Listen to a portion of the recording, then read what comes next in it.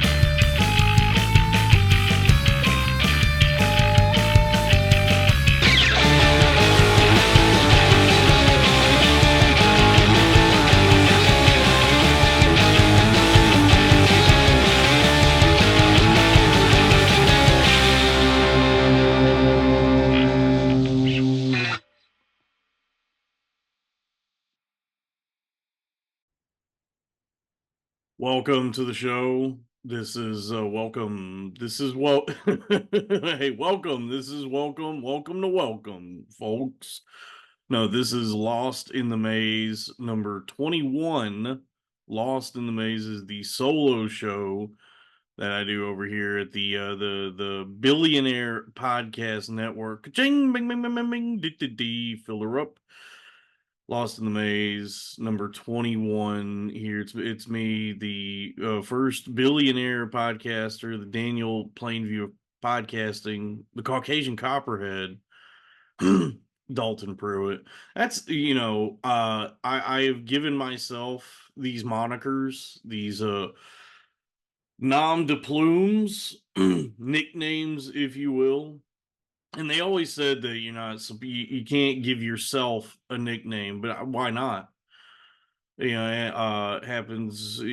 That's what a stage name is. A lot of big time respectable people just gave themselves nicknames, and that's what we by what we know them by what we know them, and so it is.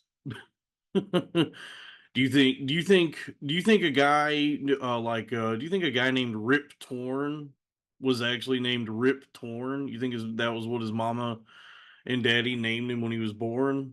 Was Rip Torn? No, his name was probably like Hector Wallace or something or something like that. I mean, I could look it up, but it's funnier to imagine that Rip Torn's real name was Hector. But people give themselves nicknames all the time, and as long as you see the thing is the name does not make the man makes the name.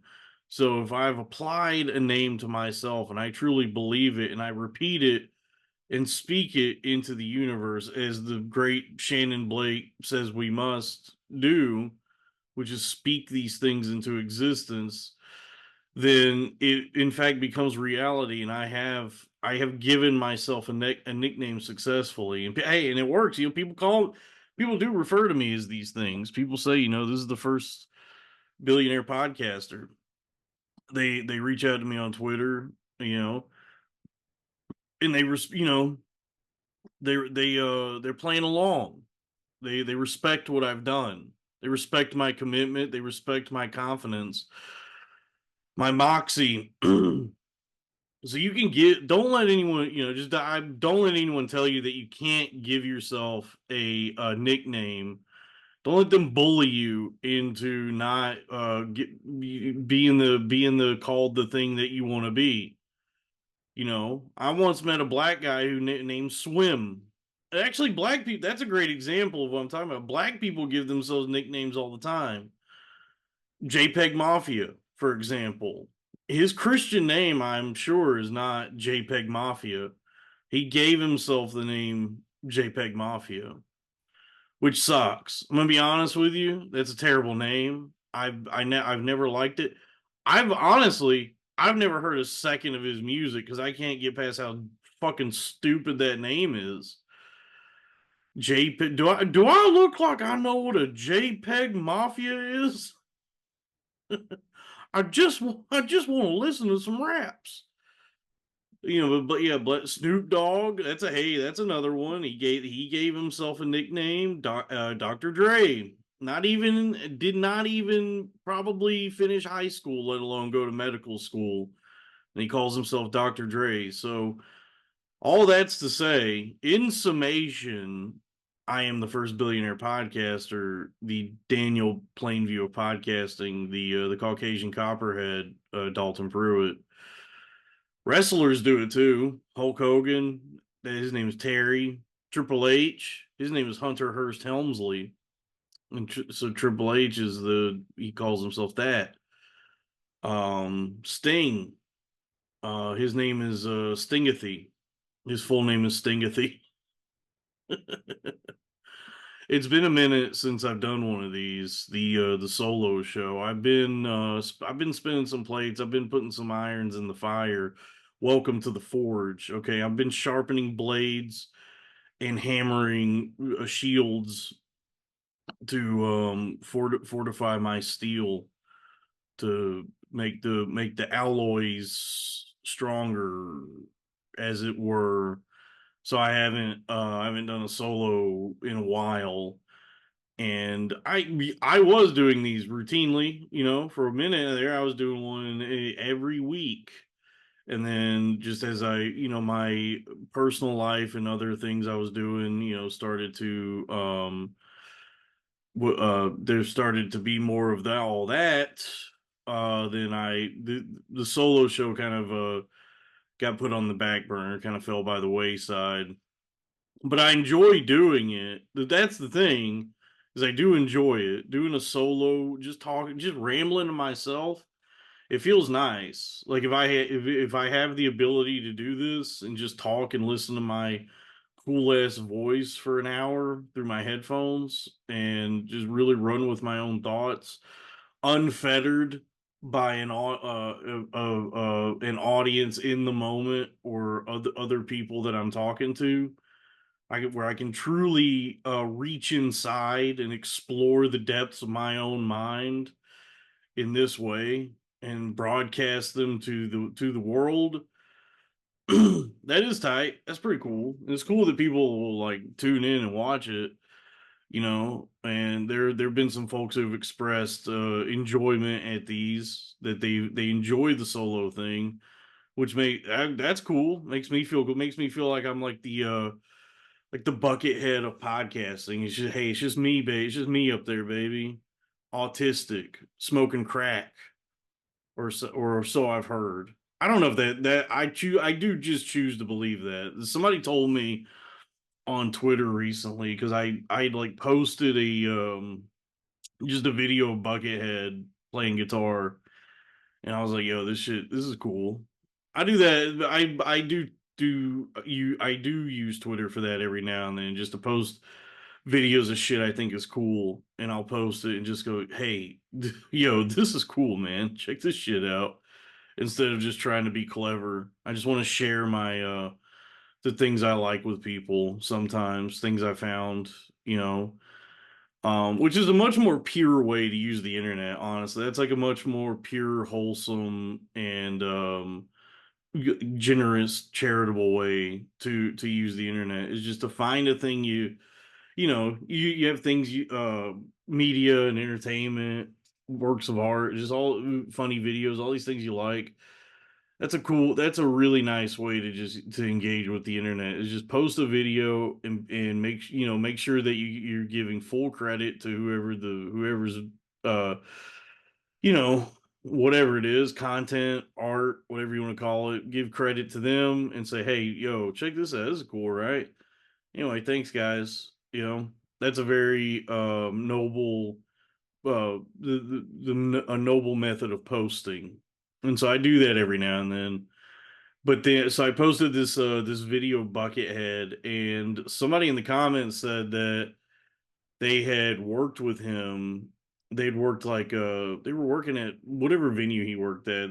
I don't, to what capacity I can't remember, but they said that in the green room, Buckethead was just nonstop smoking crack, and then went out on stage, performed for like an hour, and however long he was up there doing what he does, and then immediately went back to the green room to smoke more crack. And that's genius for you. You know, respect. That's the burden of genius, is that sometimes you become um shackled to your vices in your continued search for new ideas and creative expression, and you know, a semblance of just feeling good, you know, when there's so many thoughts and ideas and just creative fire ignited within you, burning you from the inside, flame broiling your mind like a Whopper, like a Burger King Whopper. Though that kind of those kinds of people usually turn to substances to quell, to turn the heat down on the flame broiler that's cooking the mind, the Whopper that is their mind. And so it sounds like for Buckethead, that is crack cocaine. And so you know, who knows if they, you know, if they were just doing a bit by saying that, that's funny, and if it's true, also funny. So either way, you know, either way, great stuff. But I choose to believe it. And the real, you know, the real question is, if Buckethead is smoking crack, does that mean, like, is he smoking it like through that mask? Like, is he putting a crack pipe up to the little hole in the mask? And does the mask have some sort of like crack pipe extension apparatus inside of it, so that when he presses the crack pipe against the lips of the mask that he's wearing, it forms a seal? Then there's like maybe some, like a tube on the inside of the mask that runs into, you know, to his lips, so that he can suck on this crack tube to pull the crack smoke through the pipe. That way Buckethead, much like a luchador, or never has to remove his mask to smoke crack. That's what I choose to believe, is that that's how Buckethead is smoking crack, is that he has a custom made crack pipe extension fitted into his mask, so that he can smoke crack in the green room without having to take his mask off. That's the world I live in.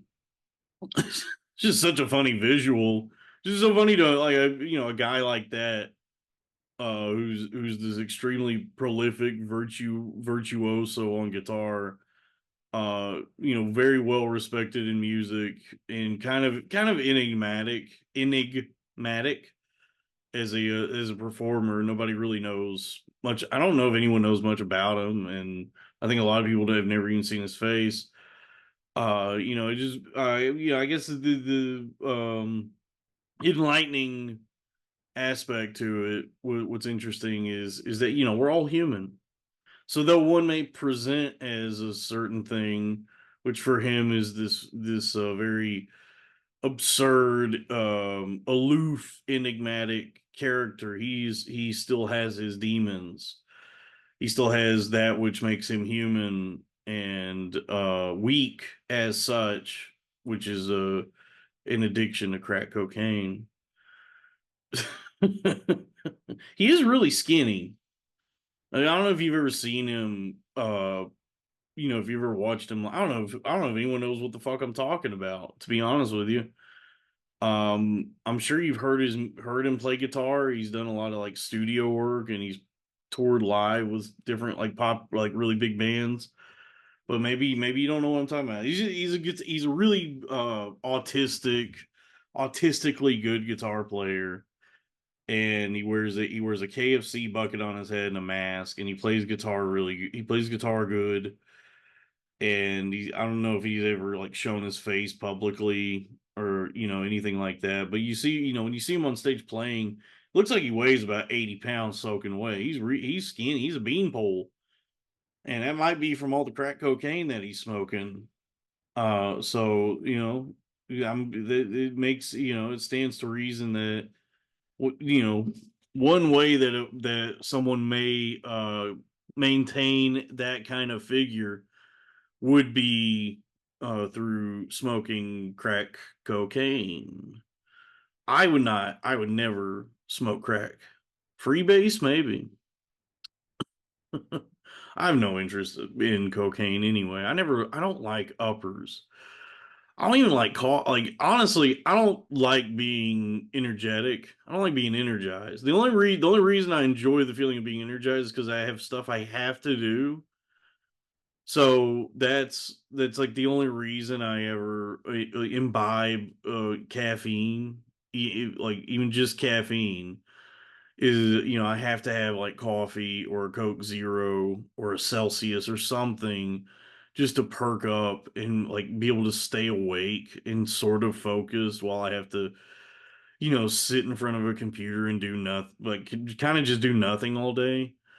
Um so that's the only reason I really will use caffeine. But I don't enjoy the feeling of being energized. I would much rather just be sleepy. I'd rather be just like zonked out and asleep, or just chill, just comfy. Take like half a damn like a half a perk 30. I've never done Percocets either. I guess like a bag of kratom was a bag of kratom was always nice, or booze and heavy weed. The stuff that really like takes the edge off, or just completely smooths out the edges, just buffs out all the edges to where you're just a smooth, a round marble. Just smooth brain. Your brain like a marble is what I always enjoyed. And just getting real nice and comfy, just cuddling up under the sheets.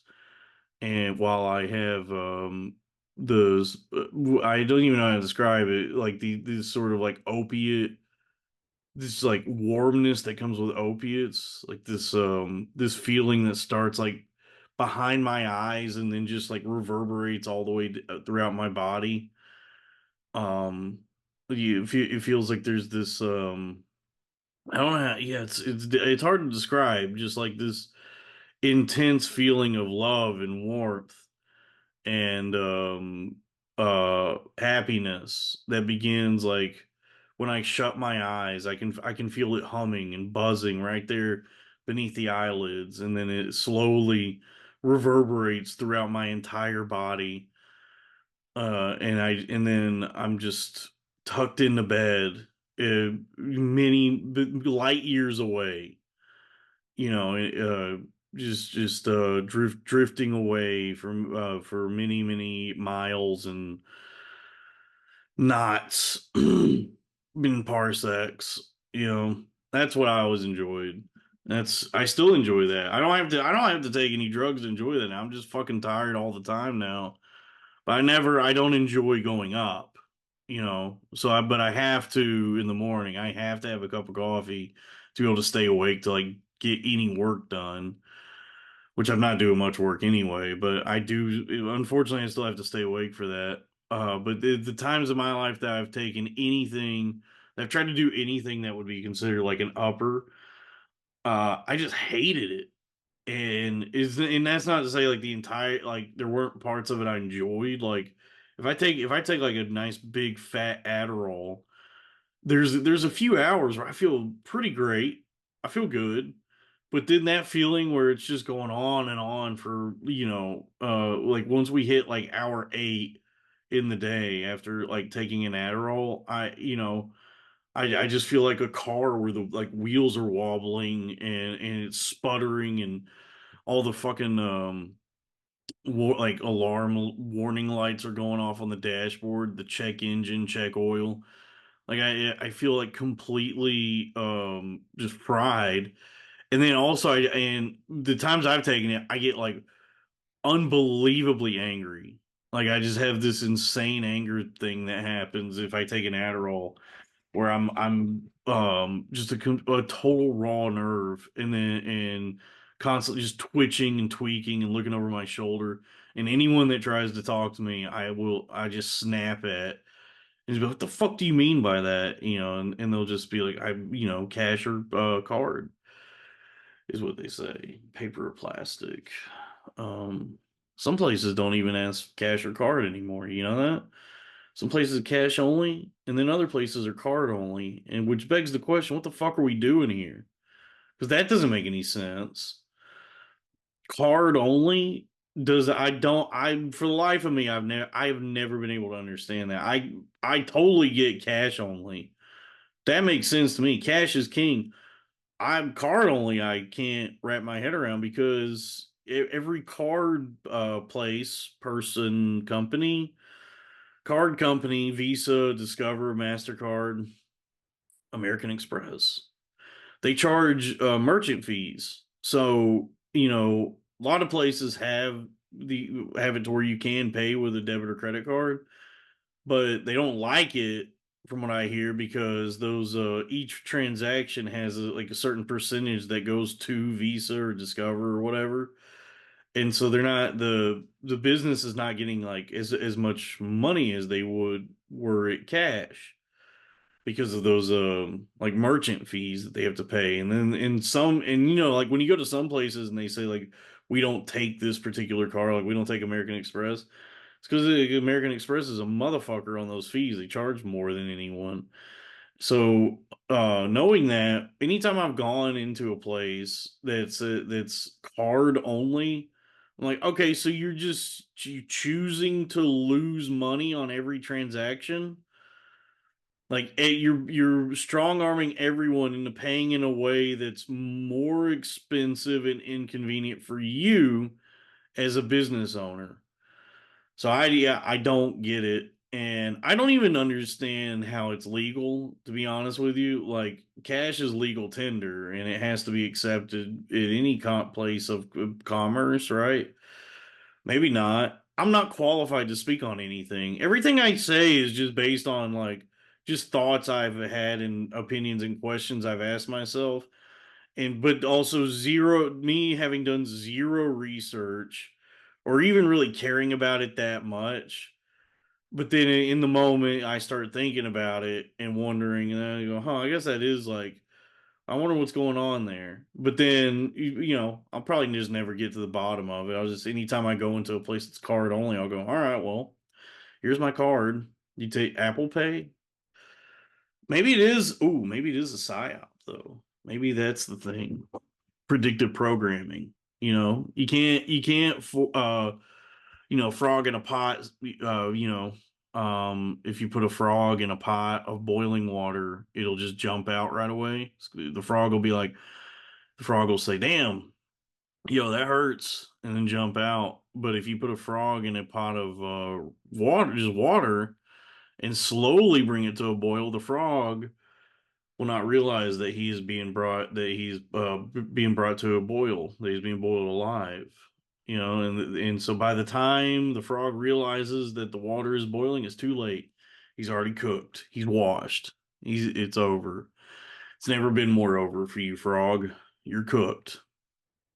And so maybe that's what it is with the card only places and the Apple Pay and this and that is that they're getting us ready. This is like predictive programming. This is the psyop. They're getting us ready for a cashless society in which every single transaction that we make, every commerce that we do, everything we buy is notated, is tracked. There's a ledger of every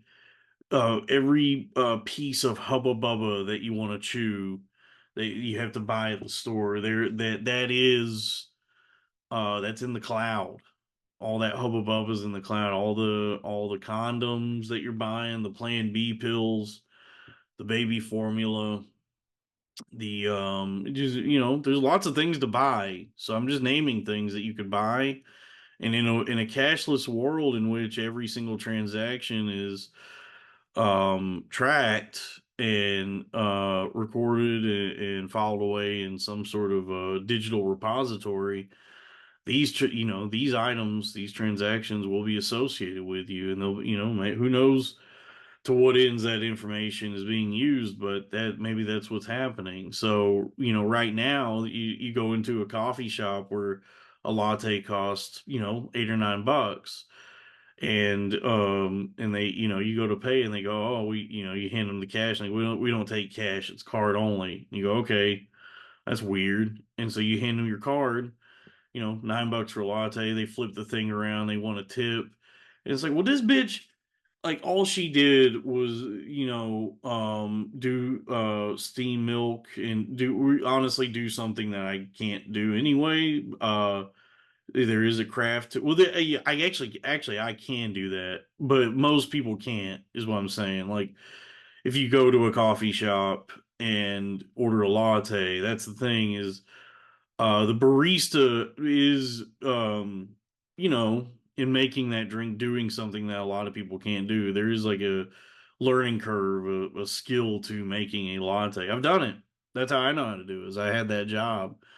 So there's like steps you have to follow and things you have to know how to do, and all the maintenance that goes in throughout the day to make sure you're getting the right espresso or whatever the fuck you gotta do. I mean, really, the main thing with a latte is making sure you steam the milk right, and then if you want to draw hearts and flowers and shit, you got to pour it right.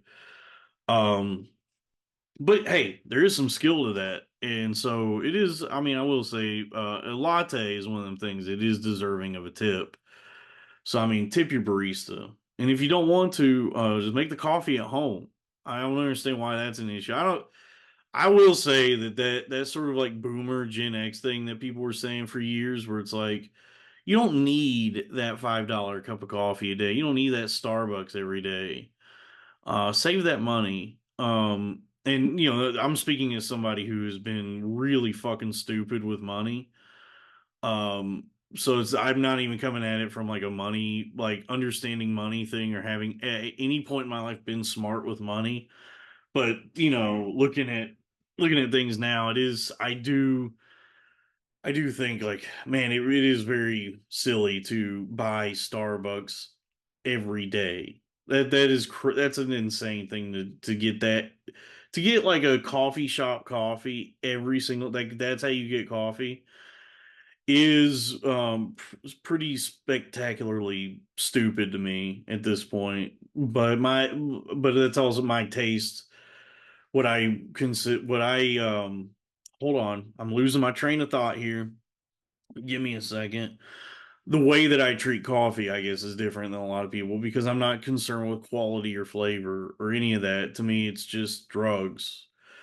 It's just something I have to get in me so that I can feel that buzz for 15 minutes, followed by just a sort of vacant energy where it's like, well, I'm awake, but I don't feel awake.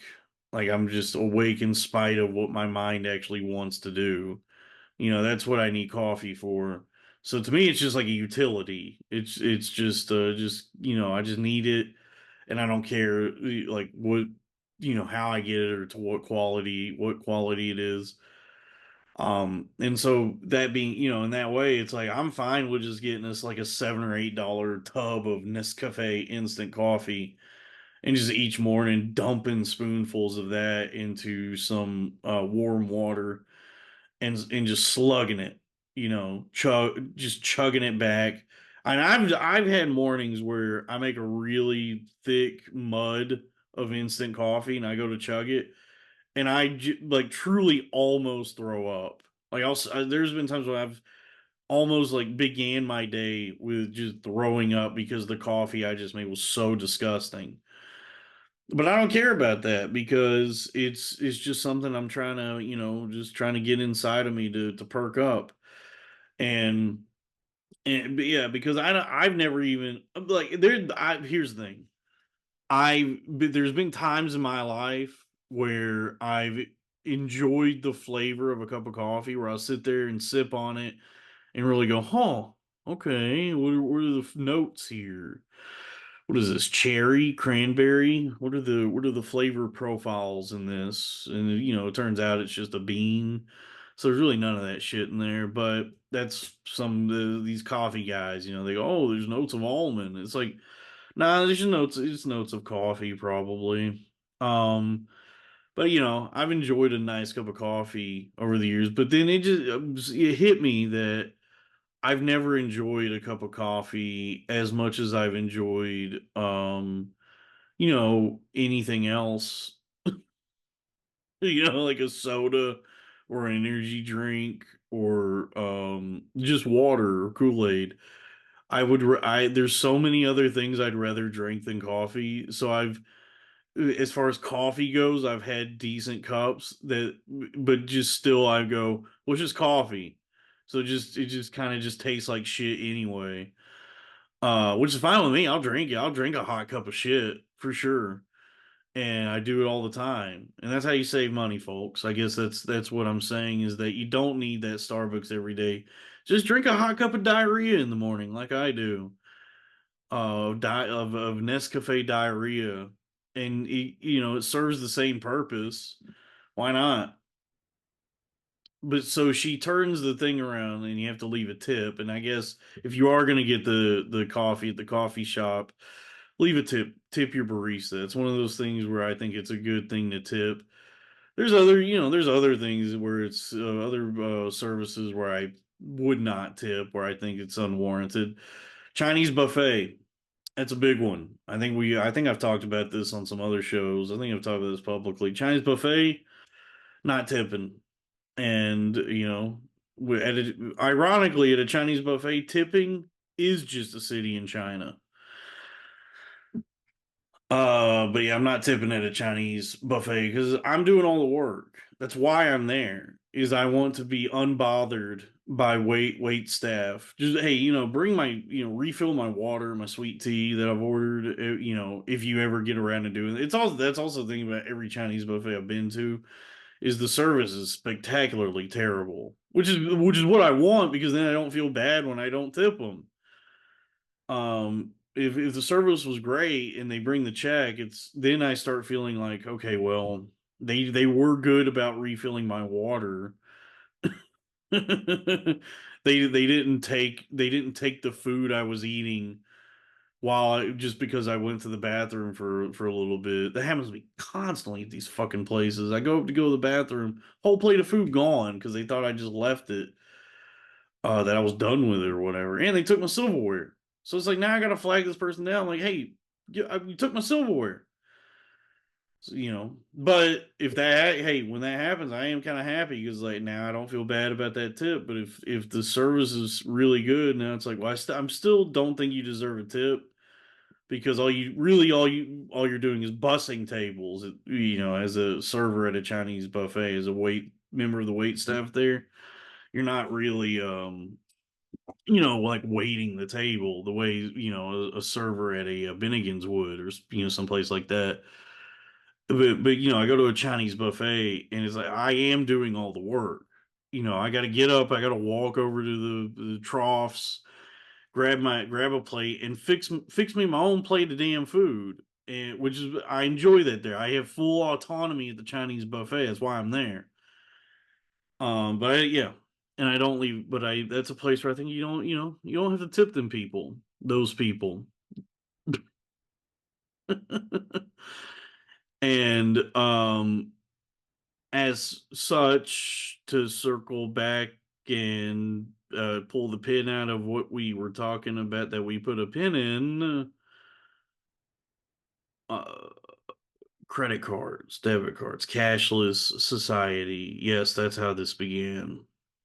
Is you go to a place and they only take card, and so that's how it starts. And for a lot of people who have been using mostly cards anyway for a number of years, they go, well, it's kind of weird, and they don't think too much. They don't think much of it. It's pretty benign. It's an innocuous, seemingly harmless thing.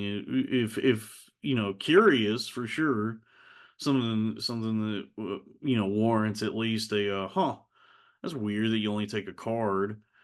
but you're fine with it. And then, 5, 6 years later, they got you working the camps, you know, connect those dots. In improv, that's what they call A to C thinking, right? You have a word or a premise, and then you come in your mind, you connect these different dots, and then begin at where you've landed in your mind. And so that's where you start based on the premise that was given to you. And that's why when you go to an improv show, they suck, because everyone on stage hears a word and then tries too hard to connect that word to some other bullshit, and then they start a scene, and it's like, okay, well, somebody in the audience said zebra, and now you're at a dentist office, so what do you know? What's going on here? I thought you were going to be in the savannas with the zebra, but for some reason you're in a dentist's office, and it's like, oh, okay, so I see what you did. The dentist is one of them rich guys who's a big game hunter, and so you're at the dentist's office, and the dentist is, has a perhaps a zebra mounted on the wall, and then that's revealed at some point, or maybe there's never even mention of a zebra, and then the audience the entire time is just wondering what the fuck does any of this have to do with a zebra, and that's never explained to the audience. So the audience is just kind of confused by this entire affair, because you people have this weird little language and rule book by which you're playing that is not communicated to the audience. And so when somebody leaves a suggestion and you go, they say zebra, and you go, all right, zebra when the lights come up, and then there's neither hide nor hair of a zebra presented on that stage, I'd be pretty fucking pissed if I paid for this shit. If I paid for a ticket to this bullshit. So that's A to C thinking is what I'm talking about. So that's credit cards, dot dot dot, gulag. Um or whatever. What I don't know what is a gulag? Is that that's like a noodle dish? That's like some Eastern European noodle dish, the gulag. Um, but cat. Hey, Cashless Society, crypto. Hey, it's the crypto corner. So I have finally pulled the trigger on some cryptos. I've been talking to some people for a minute and trying to, because I got to figure out something. How am I gonna possibly, take care of myself, take care of my family, find a beautiful thick wife, and buy a ring for her. And with my situation, and I think many are feeling the squeeze right now, the crunch of just life, and what is happening economically with many of us. What can you do? And then I realized, okay, crypto investments, which is, from my understanding, the way I understand it, is gambling. I don't understand how it could be anything other than gambling at this point, because I've spent like months at this point researching it and talking about it to people, having like hours of conversations with people, trying to understand what cryptocurrency is as investing, and just what is it? Trying to understand that, and then what does it do? What is it supposed to do? What's the projections for it? What's the promise of crypto? And what is it as an investment? And what are the investment strategies therein? And after, all these conversations I've had, any research I've done, I think it's safe to say it's gambling. It's slow gambling. You make an investment, you buy some Ethereum, and then just stare at the app all day, hoping that the numbers do something that you enjoy, so that the dopamine drip in your brain can continue to appease you and keep you sedated and feeling good. And then, then that's if the number goes up. You get that like really good, nice, almost euphoric feeling. But then when the number goes down, a lot, that's when the adrenaline kicks in. That's when the panic, that's when you go uncut gems. And that's when it gets exciting.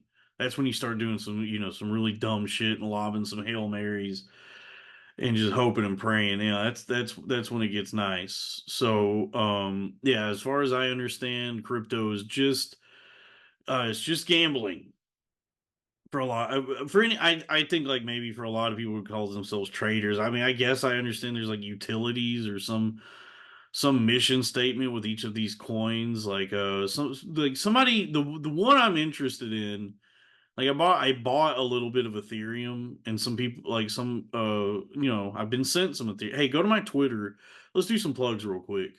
Go to my Twitter, or rather X, formerly Twitter, at Dalton Lee Pruitt.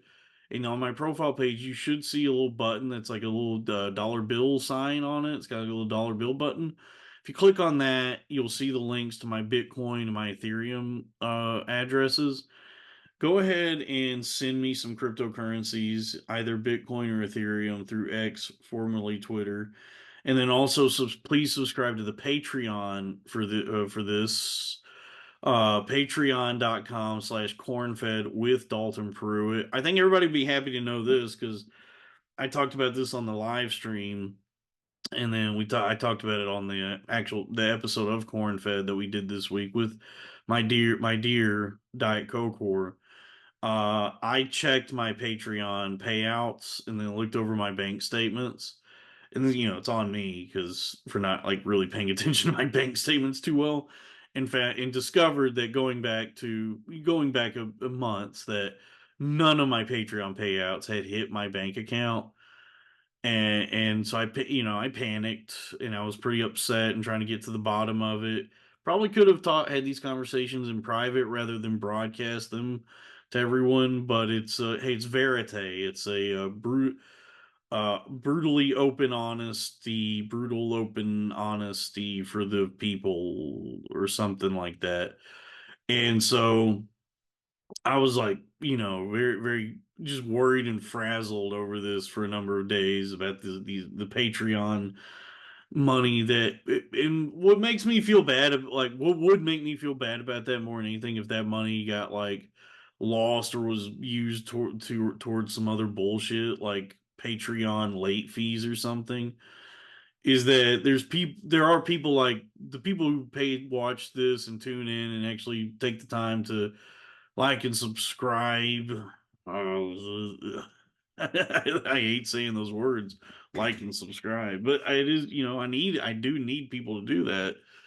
And so it's nice that people do support me, and then the people who do pay for the Patreon. I mean, those are the true warriors, the brethren, the brothers in arms in the arena of ideas. Um, what would really like bother me more than anything is that all these people are supporting me, and I don't even have my shit together enough that like what that they're just paying off my Patreon late fees or some other bullshit, like wherever that money, where I like whatever scenarios I was cooking up in my mind, I thought that money went.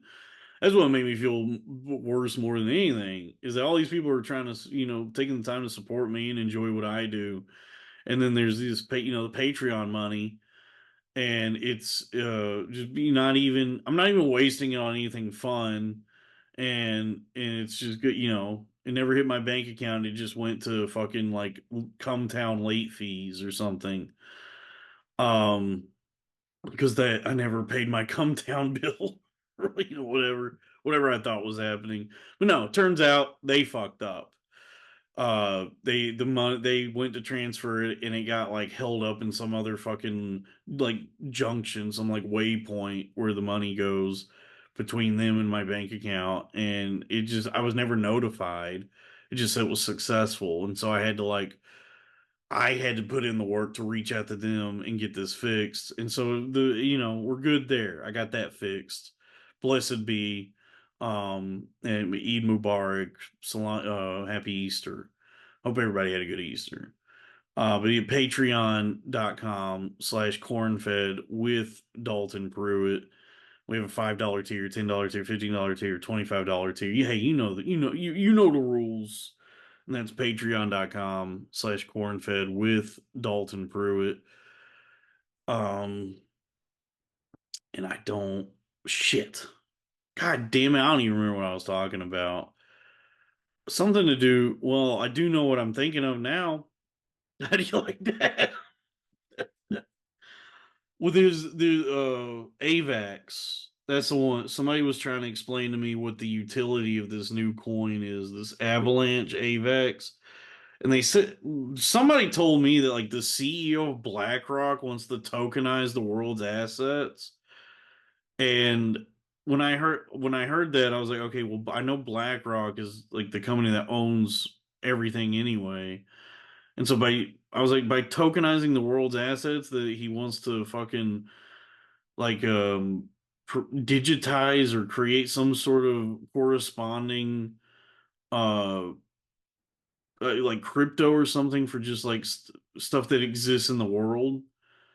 You know what I mean? So rather than I don't even know what I'm talking. This is so hard to wrap my head around. This is so hard to like conceptualize. But I guess the idea would be like there's water, and then there would be water coin. So in order to get water, you have to have water coin, and I guess that's what's happening.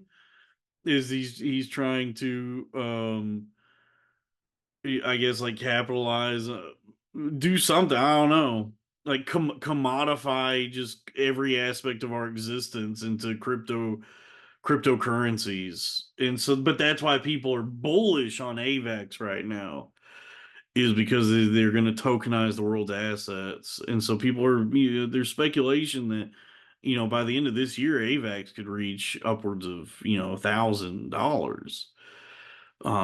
That's crazy. It's only at like 55 right now, which is, hey, that's a low enough number. It's still a good time to get into AVAX. But don't listen to me because I don't really know what I'm talking about. I don't think anybody does. I've talked to people where like tons of people will say, "Oh, now's a good time to get on crypto," and then other people say like, "Oh, well, by the time you realize it's a good time to get in on crypto, it's too late." So I'm like, none of you even fucking know what you're doing because it's gambling. So it's just push the button, deposit your money and hope and just pray and hope for the best. And if you lose your shit, fucking file bankruptcy. I guess there's options. People are so like precious and about their finances. People are so protective about their finances. Like, just file bankruptcy. You're fine. You just go to a place, a building, and you go, hey, one bankruptcy, please. And they go, okay, well, your credit sucks for a few years. Are you fine with that? And it's like, well, do I have to pay any of these bills off? And they go, no, you just have bad credit. It's like, that sounds fine with me, dude. Um, so I don't need credit. So just yeah, just follow. Don't worry about your money. But people are so like, oh, I work hard for my money, so any bit that I lose is bad for me. It's like, well, then you'll never be a winner, because you know what it takes to be a winner. You first have to be a loser. You gotta lose. You gotta lose enough times to learn how to win. Okay, and that's how you get rich on cryptocurrencies. You gotta lose until you win, baby.